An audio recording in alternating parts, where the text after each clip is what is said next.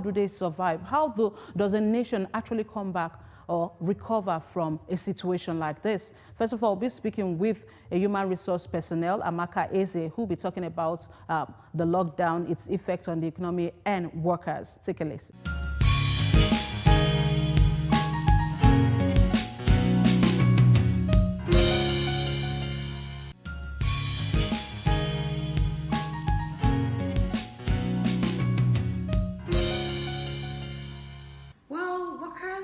In the private sector,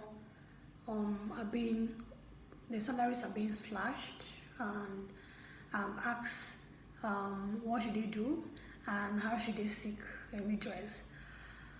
So to be honest, right, the business climate in Nigeria is tough enough ordinarily, let alone with the adverse effect of the pandemic on so many business sectors. Okay, so what I would say in this instance is that wherever you are currently and you're experiencing this salary slashes and all of that, I want you to know that you are not alone. It's a global pandemic. Everybody is feeling the heat in one way or the other, right? So what you as a person have to do is continue to keep your performance high, perform optimally on the job. And I must say, talking about salary slashes, these businesses, to pay salaries, they pay salaries from their sales turnover. Now imagine when a business is not selling as it used to be.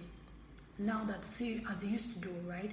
Now that sales and other economic activities have declined drastically, you see, it kind of has a very negative impact on companies' bottom line, and which has actually made them to take some necessary decision so that they can actually survive. So it's better we help them at this time to actually survive, right, this period, than being out of a job. So what we can do as people is to keep up with our high performances, make sure you do continue doing the great job so that the business can at least still survive to pay the salaries.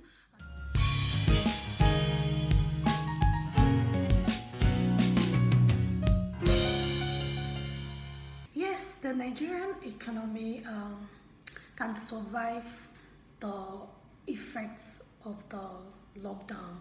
Yes, with forward-thinking policies and implementation, it is doable. But to be frank, it's going to really be a tough one. It's going to be a tough one in the sense that before the pandemic, the Nigerian economy have been, grappling with the recovery of the 2014 oil price shock, and the news that the Lagos Chamber of Commerce and Industry has a projected recession to strike this quarter, third quarter, which is actually the quarter that we are in currently. And last quarter, I think we're on a negative GDP. So all of these are indications that it is not, we can't escape it, right? But the plans we put in place are not just the plans, the policies, and not just the policies, the implementation, right, of those policies will go a long way to cushioning the shock of the recession.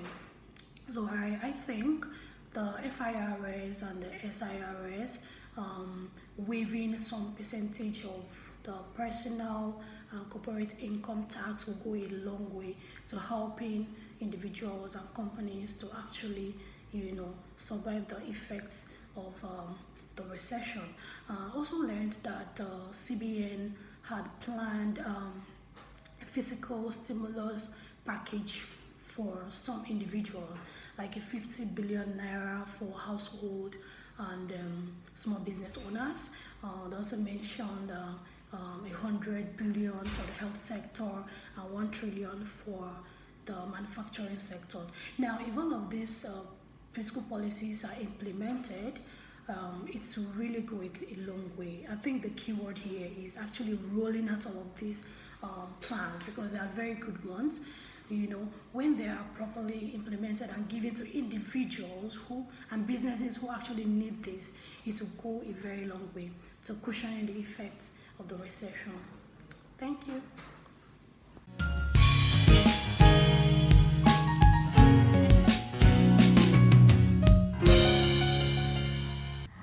Well, that's quite interesting. Amaka Ezeh there, a human resource personnel, talking about the impact of the lockdown on workers and what the government should be doing. Definitely we will recover from this. We would come out stronger and better. We'll go on a quick break. And when we return, we'll be looking at the legal aspect of this lockdown on workers. How do they seek redress? What can they do in these times?